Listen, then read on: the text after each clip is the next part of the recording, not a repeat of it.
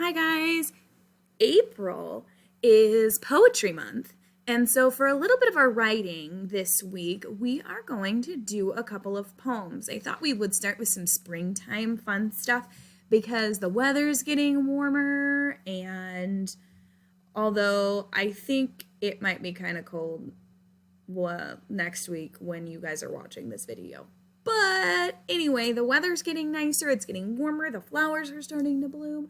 So I thought it would be fun to do a springtime type poem.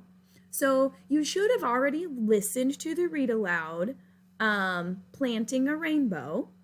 And now we're going to learn how to write a rainbow.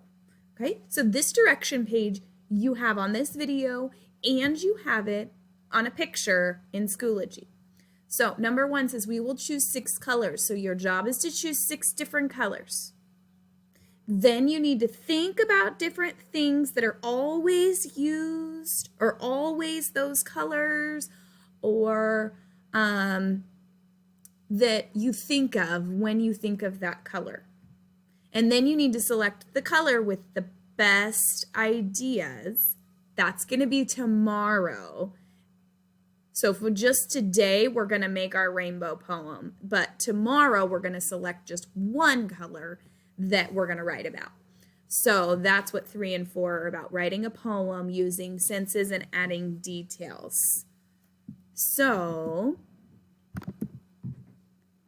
this is the page called Writing a Rainbow. The directions are up here in the top corner that say, pick a color for each part of the rainbow.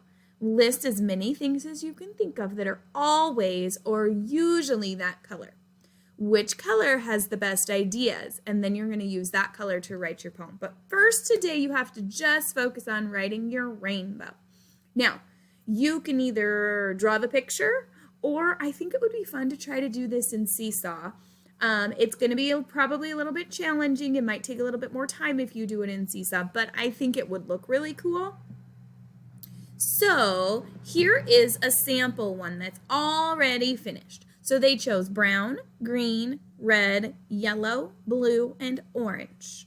Okay, so if you look at the green line, things that are always green, leaves, grass, pickles, grasshoppers, lettuce, peas, and frogs. Those are things that are always green. So that's what you're going to write. You're going to write things that are always that color.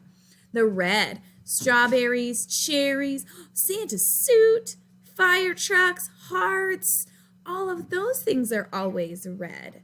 Okay, so here's your example page, and I have also put this as a picture on Schoology so you can look at it. Use these as examples. Don't copy them. Just look at it to get your own ideas. So once you get your own ideas and think about things that are always that color, then you're going to do your own rainbow. You're going to write your own rainbow. Okay, and then I will do another video that will tell you the lesson for tomorrow.